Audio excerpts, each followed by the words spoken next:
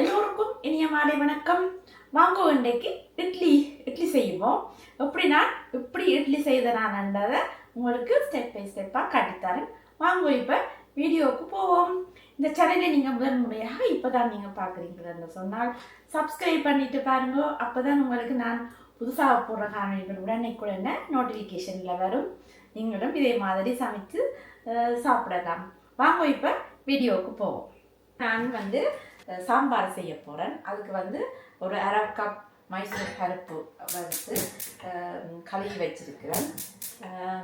கழுவி வச்சுட்டு பருப்பு அவியறதுக்காண்டி நான் கொஞ்சம் மஞ்சள் தூள் கொஞ்சம் போடுறேன். மஞ்சள் தூள் போட்டுட்டு பருப்பு அவியிற நேரத்தில் நான் இந்த மரக்கறி வெட்டி வச்சிருக்கிறேன். இதில் நான் ஏற்கனவே இந்த சாம்பார் ரெசிபி போட்டிருக்கிறேன். நான் இப்போ சும்மா சின்னரோ அவுட் கேரட், உருளைக்கிழங்கு, வெங்காயம், கொஞ்சம் லீக்ஸ் வெட்டி வச்சிருக்கிறேன். இப்போ இது தக்காளி பழம், பாதி தக்காளி பழம். இப்போ இது அவியட்டும். அவிஞ்சா போல் நாங்கள் இந்த மரக்கறியெல்லாம் போடுவோம்.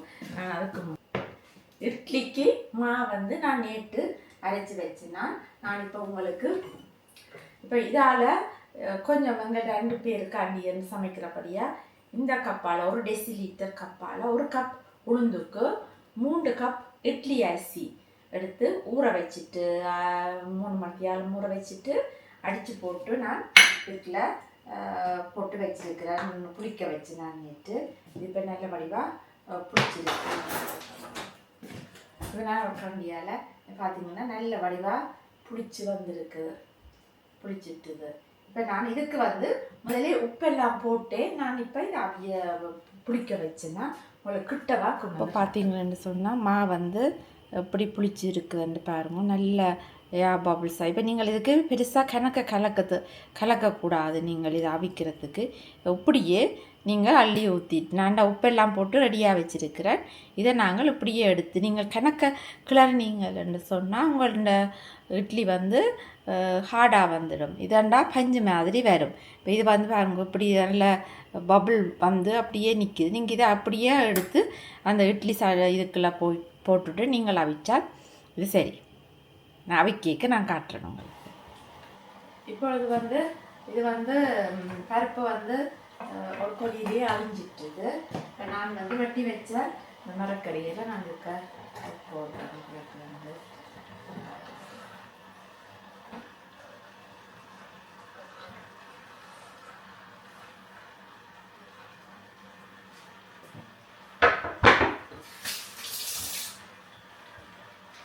நான் இதை போட்டுட்டு இதுக்கு அளவான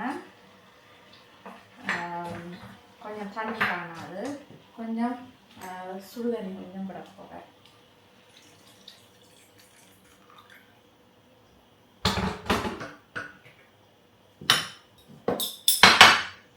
இதுக்கு நான் தேவையான அளவு மிளகாய்த்தூள், கறி மிளகாய்த்தூள் ஒரு அரைக்கரண்டி, எல்லோரும் கொஞ்சம் உரைப்பாகட்டும், 3/4 கரண்டி தூள் போடும். எனக்கு தூள் போடாதீங்க.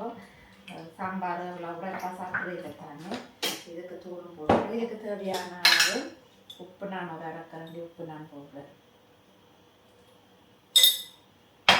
எல்லாத்துக்கும் அளவான உப்பை நீங்களுக்கே போட்டுட்டு இந்த மரக்கறியை அவிஞ்சா போல் சாம்பார் வைக்கிற சரியான இலகுவான ஒரு சாப்பாடு. இதெல்லாம் விரும்பின மரக்கறிகளை நீங்கள் வெட்டியே போடலாம். உங்கள்கிட்ட கத்திரிக்காய் இருந்தால், பூசணிக்காய், சில பேர் முருங்கங்காய் போட்டு வைக்கிறவே எனக்கு அது விருப்பம் இல்லை. இதுக்கு முருங்கங்காய் போடுறது அது தனியாக கறி வைக்க டேஸ்ட் மாதிரி. சில பேருக்கு அந்த டேஸ்ட் விருப்பம் முருங்கங்காய் போடுறது. நான் போடுறது இல்லை. வெட்டிக்காய் அதுகள் போடக்கூடாது. உருளைக்கிழங்கு, கேரட், கத்திரிக்காய், பூசணிக்காய் அதில் இந்த இதுக்கு கொஞ்சம் சூட்டபிளான மரக்கறிகள். எல்லா மரக்கறியும் சாம்பார் போடக்கூடாது.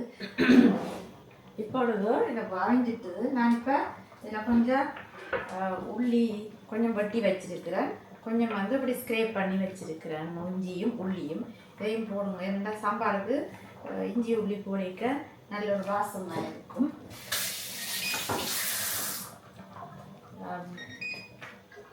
இதை போட்டுட்டு கிளறி விடுங்க. இது அவியட்டும். கிட்டத்தட்ட அவிஞ்சு வந்துட்டுது. இனி புளி கொஞ்சம் எடுத்து ஊற வச்சிருக்கிறேன். கரைச்சி போட்டு கொஞ்சம் புளியும் விட்டு பாலும் விட்டுன்னு சொன்னால் சாம்பார் ரெடி ஆகிடும். நான் இப்போ சட்னி செய்ய போகிறேன். அதுக்கு வந்து கொஞ்சம் 5-6 காஞ்ச மிளகாய் போட்டிருக்கிறேன். ஒரு 4-5 மிளகாய் உங்களோட உழைப்புக்கு ஏற்ற மாதிரி நீங்கள் மிளகாய் போடுங்க.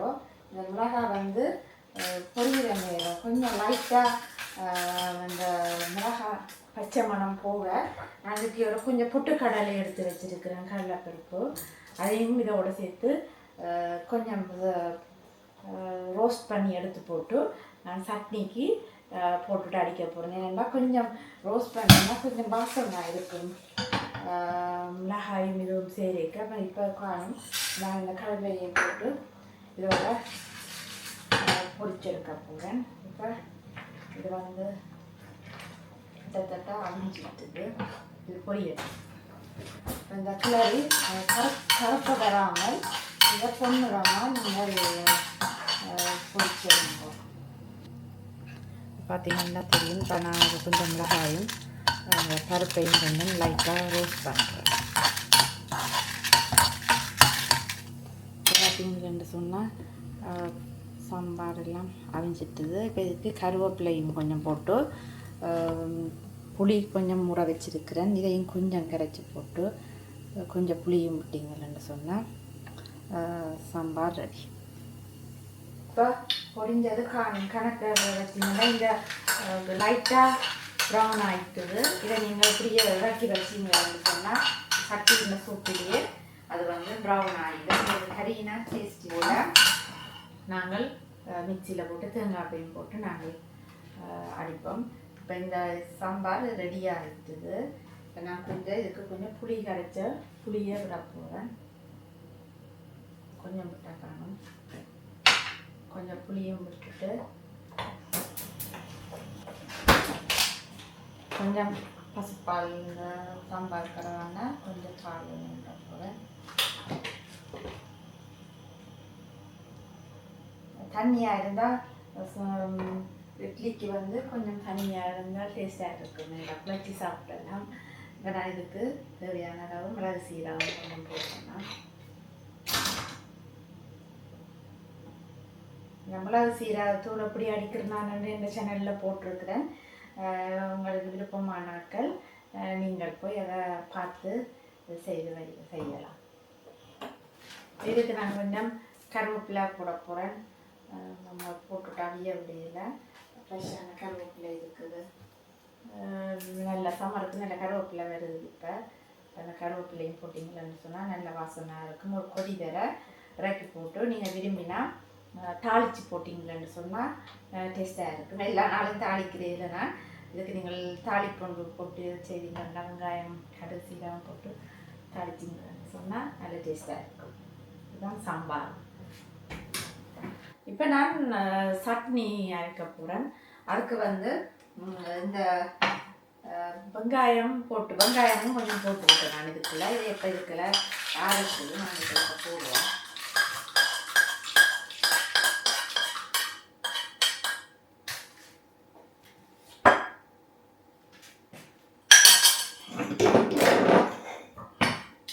இதுக்கு கொஞ்சம் கருவேப்பிலையை போடுறேன். இதுக்குள்ள போட்டுட்டு இப்போ இதை முதல் ட்ரையாக ஒரு அடிச்சு எடுப்போம். கருவேப்பிலைன்னா தேங்காய் பூ போட முடியும். நாங்கள் இது இருக்கா லைட்டாக அடிச்சு எடுப்போம்.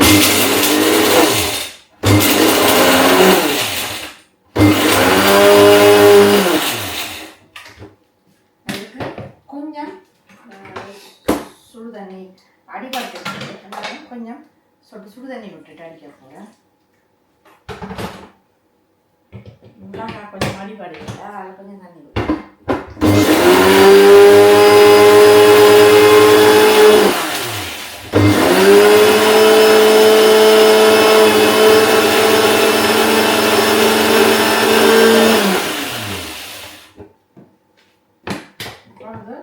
இது இப்போ அடிபட்டுட்டுது. இப்போ நான் இதுக்கு தேங்காய் கொடுத்து வச்சிருக்கிறேன். இதையும் இதுக்க நான் போட்டுட்டு சேர்த்து அடிச்சுடுவோம்.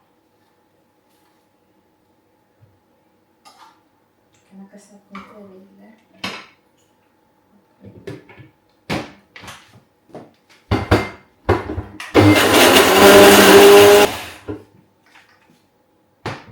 இப்போ நான் கொஞ்சம் தண்ணியும் விட்டுட்டு நல்லா டேஸ்ட்டாக அரைச்சி வச்சுருக்கிறேன். இப்போ இது சரி, இது கொஞ்சம் வெள்ளையாக இருக்குது.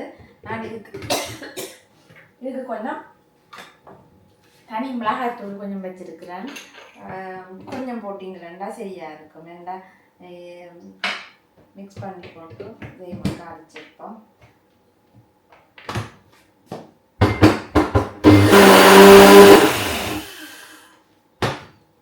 இப்போ இது ரெடி. நான் தாளிக்கு காட்டுறேன். இப்பொழுது நான் உப்பு போட மறந்துட்டேன். இதுக்கு தேவையான அளவு ஒரு அரைக்கரண்டி நான் உப்பு போடுறேன். இதுக்கு தேவையான இதுக்கு புளி கரைச்சி வச்சிருக்கிறேன். இதையும் இதுக்கையே போட்டுட்டு இது கரைச்ச புளி எண்டபடியால் இது அப்படியே போட்டு நான் அடித்து விட போகிறேன். இதையும் சேர்த்து ஒரு அடிச்சு எடுத்தீங்கன்னு சொன்னால் இது ரெடி. நான் சட்னிக்கு வந்து தாளிக்க போகிறேன். நான் கொஞ்சம் வெங்காயம் வெட்டி வச்சிருக்கேன். அதுக்கு நான் கொஞ்சம் நல்லெண்ணெய் விடுறேன். சுடாட்டி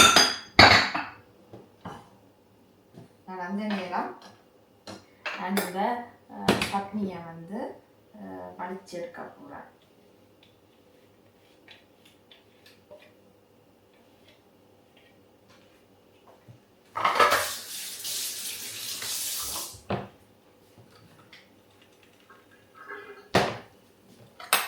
இது வந்து கொஞ்சம் பொரியட்டும்.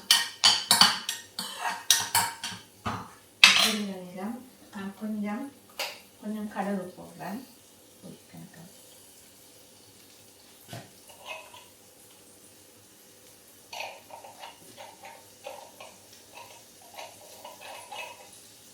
கொஞ்சம் கடுகு, கொஞ்சம் பெரும் சீரகம் கொஞ்சம் போடுறேன்.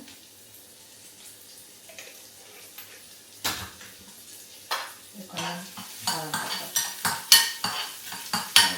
சட்னிக்கு கட்டாயம் தாளித்து போட்டால் தான் டேஸ்டாக இருக்கும். இதுக்கு இந்த கருவேப்பிலை வந்து நான் கொஞ்சம் சின்னதாக வெட்டி போடுறேன். அப்புறம் சின்னமெல்லாம் சாப்பிடலாம். அப்படி எடுத்து இதெல்லாம் போட்டு சாப்பிடுவோம். இதை வந்து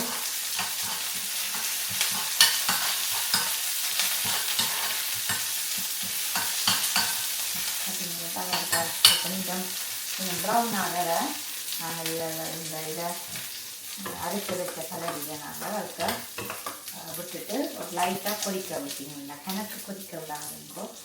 நாங்கள் தேங்காய் கூட கொதிக்கக்கூடாது.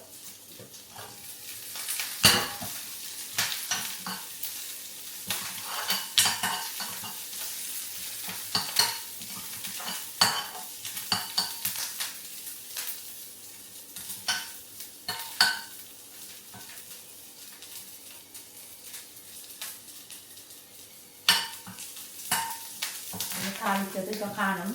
அது பெரிய இருக்க விடப்போம்.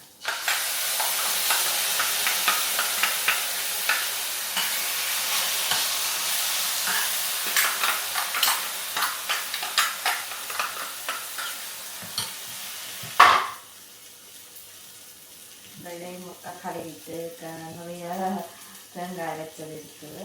இதையும் லைட்டாக வாஷ் பண்ணிவிட்டு இதுக்கு அப்படிங்கிறதுன்னு சொன்னால் இதுக்கு தண்ணி சாணமாக இருக்குது.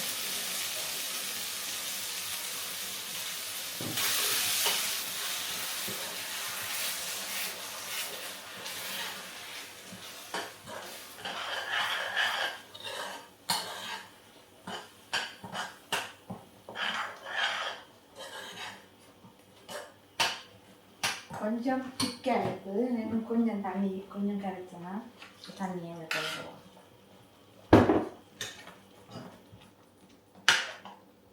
அடுப்பை குறைச்சி விட்டுட்டு செய்யுங்க. பாப்பா இதுக்கு அப்போ உரைப்பு காணும்னா சரி, இல்லைன்னா நான் கொஞ்சம் இது கொஞ்சம் உரைப்பு குறைவாகத்தான் இருக்குது. நான் கொஞ்சம் தனி மிளகாத்தூள் கொஞ்சம் போட்டுட்டு இதோட கொதி வர நான் இதை நிப்பாட்ட போகிறேன்.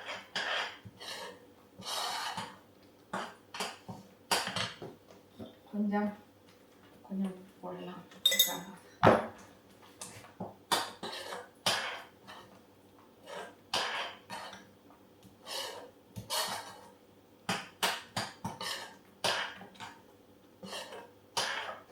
பார்த்தீங்கன்னு சொன்னால் சட்னி கொதி வந்து நான் அடுப்பு நிப்பாட்டி போட்டேன். இப்போ சட்னி தயார். இப்போ நான் வந்து இட்லி அவிக்க உங்களுக்கு காட்டுறேன்.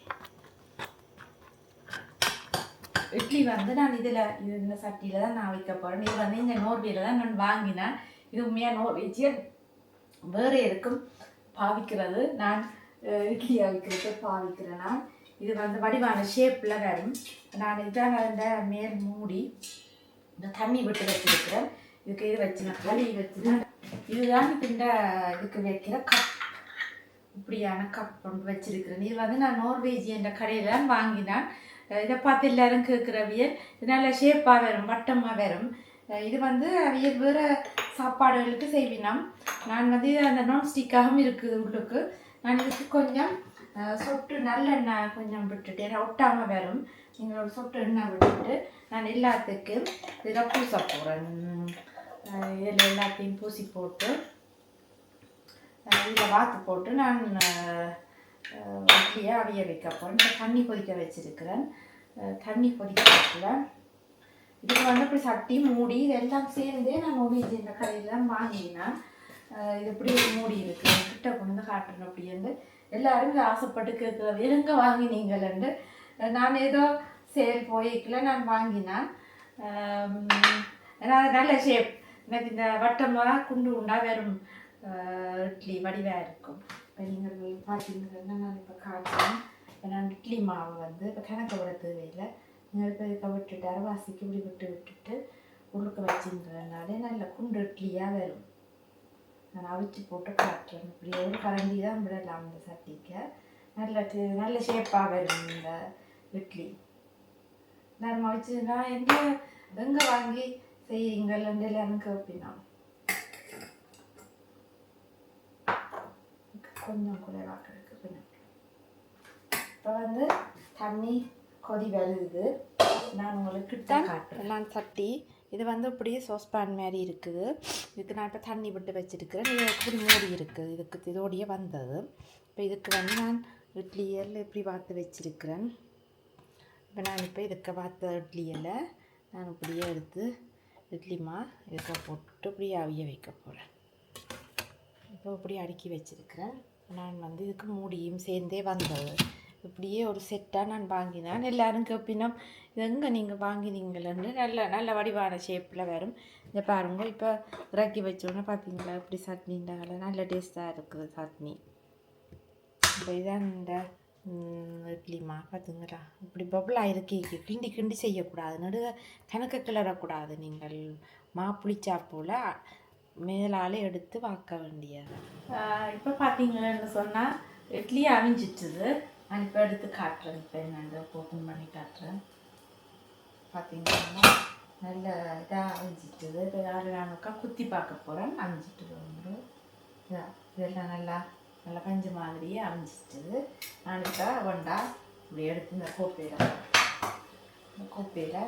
ரெண்டா எடுத்து போடுறேன்.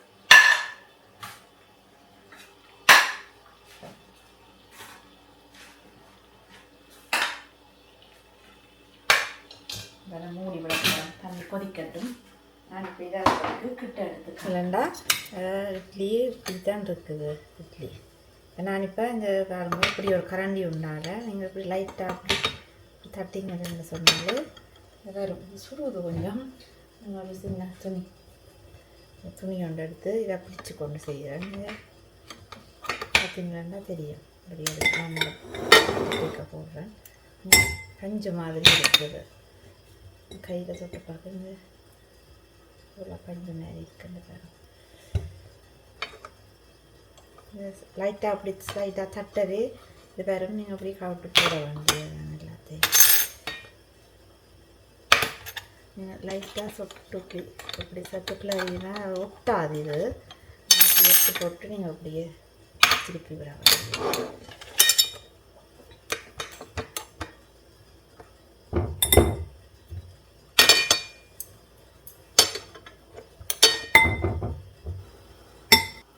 பார்த்தீங்கன்னா தெரியும் அப்படி இருக்குன்னு. இங்கே அவ்வளோ சொட்டாக இருக்குது. நல்ல பஞ்சு மாதிரி இருக்குது. மற்றதே உங்களுக்கு தெரியும் பஞ்சு மாதிரி. நல்ல ஷேப் எல்லாம் நல்ல வடிவான ஷேப்பில் வரும். அதனால் நான் இதில் தான் இட்லி அவிக்கிறேன். நான் இதை வச்சு போட்டு நாங்கள் திருப்பி இந்த கோப்பையில் இருக்கிற இதுக்கு இன்னொரு செட் வந்து நாங்கள் உங்களுக்கு காட்டுறது எப்படி நான் இப்படி பார்க்குறேன் நான் சொல்லி இங்கே இப்படி மேலே அள்ளி இப்படி கிண்டக்கூடாது. இதை இப்படி ஒவ்வொரு கரண்டி இப்படி அள்ளி விட்டாலே ஓகே.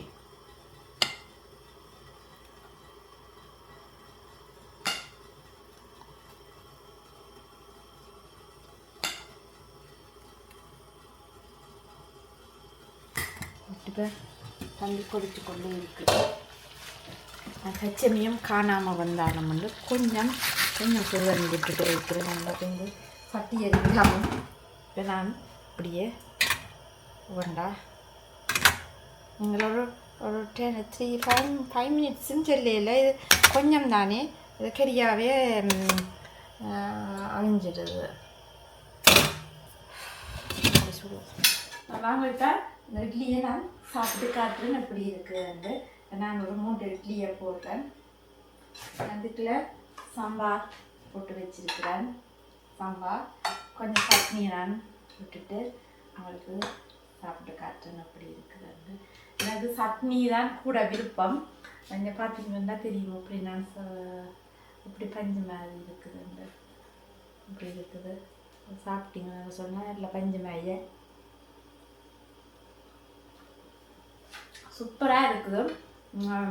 நான் ரவையில் தான் செய்கிறேன். ஆனால் நீங்கள் இட்லி அரிசியில் ஒரு நாளைக்கு செய்கிறீங்களா எனக்கு தெரியல.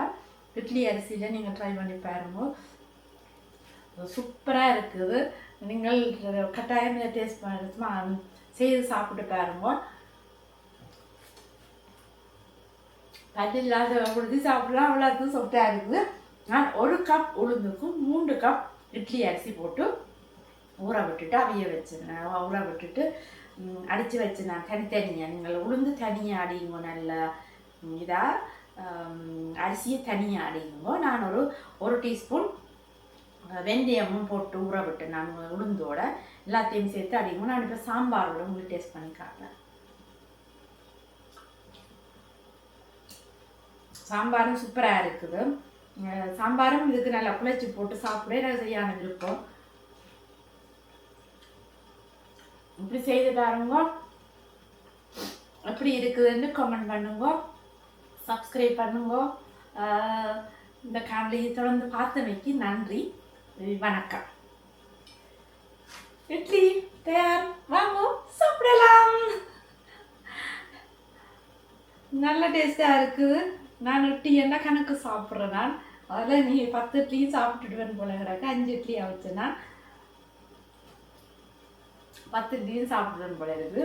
அதே மாதிரி சேர்த்து சாப்பிடுங்க, சந்தோஷமாக இருங்க, என்ஜாய் பண்ணுங்க. பாய். நான் இப்பொழுது 2ஆம் தரம் அவிச்சேன். நான் அவிஞ்சிட்டது. இப்போ இப்படி இருக்கிறது பாருங்க. இப்போ நான் அதை குத்தி பார்த்துட்டுடுங்க. எங்கள் சச்சியம் அவியாலே நீங்கள் கொஞ்சம் நேரம் அவிய வேண்டாம். நல்ல குத்தி பார்க்கே தெரியுது, சரியான பஞ்சு மாதிரியே அவிஞ்சிருக்குது. இப்போ ஒன்றுமே வரையில்லை. இந்தபடியாக இது வடிவாக அவிஞ்சிருக்குது. இப்போ நான் வந்து சரியா கொஞ்சம் சுடும் இது. அதை நான் துணியால் தான் எடுக்க போகிறேன். துணியை வச்சுருக்கீங்கன்னா கையில் சுடாது. நீங்கள் 2 நிமிஷம் வச்சு போட்டு என்னட்ட எவ்வளவு இருக்கிறபடியாக ஒவ்வொரு காலம் எடுத்து முடியத்தான் இதை அவிக்கலாம். பாருங்க எப்படி இருக்குதுண்டு. இதே மாதிரி நீங்களும் இட்லி செய்து பாருங்க, எப்படி இருக்குதுன்னு கமெண்ட் பண்ணுங்க. சேனலை சப்ஸ்கிரைப் பண்ணுங்க. இந்த காணொலியை இவ்வளோ நேரம் பொறுமையாக பார்த்தமைக்கு நன்றி, வணக்கம், பாய்.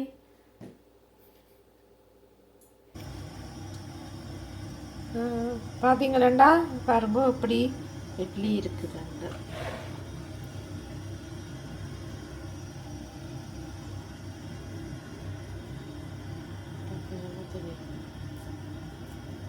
எப்படி எப்படி சொல்லிட்டாங்க.